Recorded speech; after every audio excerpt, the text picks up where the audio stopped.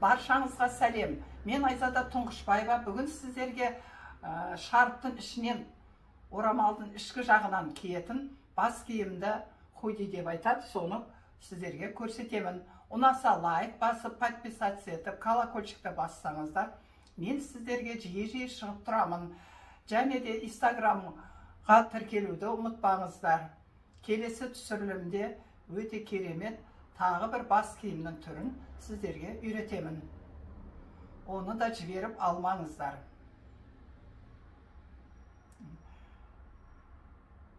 Баршаңызға сәлем. Мен Айзада Тұңғышбаева. Бүгін сіздерге шарп орамалдың ішінен тартатын худи бас киімін көрсеткім келеді. Өйткені оны бір 10-15 минутте тігіп аласыз. Оның матасы обязательно созылатын, бұлай да созылатын мата болу керек. Міне осыны көріп, үйренгілеріңіз келсе, лайк басып, подписаться етіп, колокольчикті бассаңыздар, мен сіздерге жиі көрініп тұрамын. Инстаграмға да тіркелуді ұмытпаңыздар.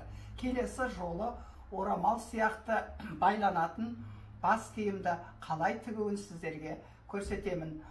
Жіберіп алмаңыздар. Инстаграмға да тіркеліп алыңыздар. Мінекей бұл маңдайшасы ұзын, ширинасы 17, бұлай 44. Бұл бүктелініп бұлай тігіледі. Енді мына төбесін біз 18, бұлай да 18, бұлай да 18 аламыз. Осы бұрыштан 6 сантиметр алып, бет жұмырлай саламыз.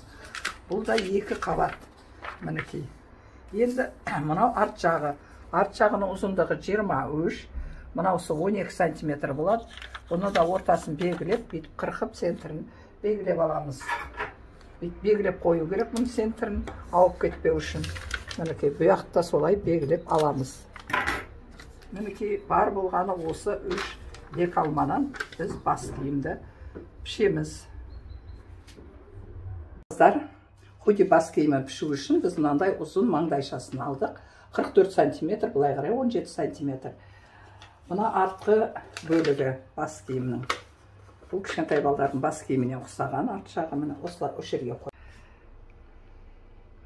Мінекей, біз сызып алған лекалымызды бұлай қойып алдық. Міне үстіп мен қырқып алдым.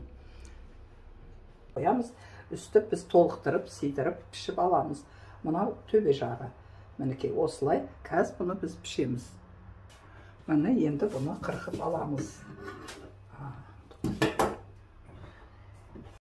Белгілеп қойдық ұшынан. Өйткені ауып кетпеу керек бұлар. Және мынаны да, мінекей 2 бүктеп алдым. Мына жерден белгі беріп қойдым. Енді мен мынаны зорқылап аламын.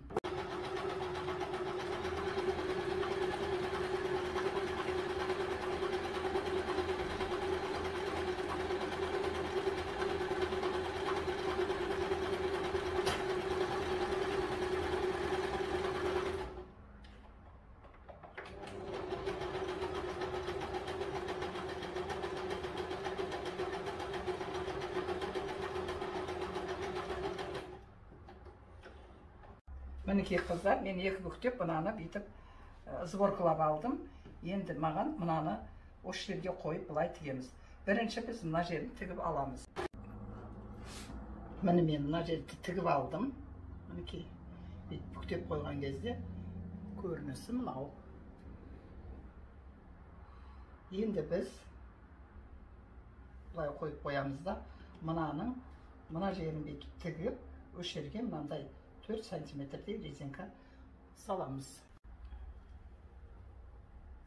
Міне, тіккен кезде арқасы осылай тұрады. Мынандай бұл.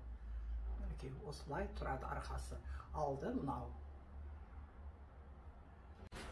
Міне мен киіп отырмын, осылай арт жағы міне бұлай тұрады.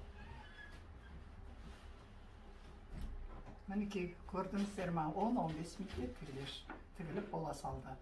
Ұнаса лайк басып, подписаться етіп, колокольчикті бассаңыздар, мен сіздерге жиі көрініп тұрамын. Әрі Инстаграмға да тіркелуді ұмытпаңыздар.